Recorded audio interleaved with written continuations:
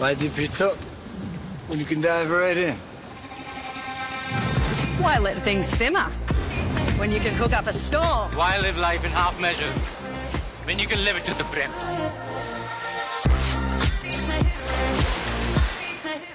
नवीन सरकारने नागपूरला नवीन वर्षाचं नवीन गिफ्ट दिलं। सरकार स्थापन व्हायच्या अगोदरच नागपूर शहरामध्ये डेव्हलपमेंटच्या कामांना मंजुरी मिळाल्याचं चित्र आपल्याला पाहायला मिळते आहे आणि याच्यामुळे नागपूरकरांसाठी ही गिफ्ट जे आहे ते मोठं ठरणार आहे।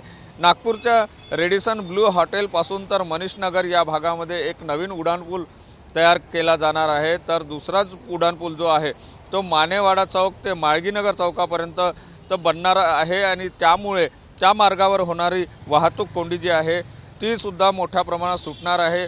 याचप्रमाणे दुसरीकडे आपण जर बघितलं तर अजनी परिसरात अजनी स्टेशन ज्या ठिकाणी रेल्वे स्टेशन आहे त्या ठिकाणचं जे बुकिंग काउंटर आहे ते तोडून त्या ठिकाणावरून टीबी वार्डपर्यंत एक 6 पदरी रस्त्याची निर्मिती होणार आहे आणि ही सगळी कामं जी आहे ती मंजूर करण्यात आलेली आहे। आधीपासूनच ते प्रस्तावित होती, मात्र त्याला मंजुरी जी आहे ती आता मिळालेली आहे आणि एकंदर म्हणजे यामुळे आपण जर बघितलं तर नागपूर शहराच्या डेव्हलपमेंटमध्ये मोठा जे आहे ती वाढ होणार आहे। एकीकडे नागपूर शहरामध्ये अनेक ठिकाणी उड्डाणपूल बनत आहेत, त्यातच आणखी या 2 उड्डाणपुलांची आणि एका 6 पदरी रस्त्याची भर पडणार आहे।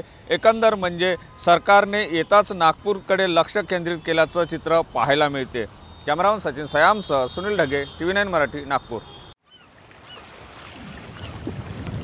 Why dip it up when you can dive right in? Why let things simmer when you can cook up a storm? Why live life in half measures when you can live it to the brim?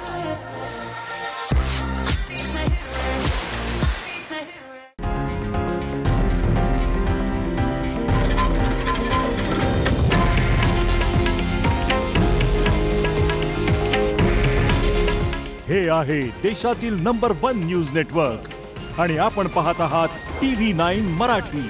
काळजी तुमची, हित महाराष्ट्राचं।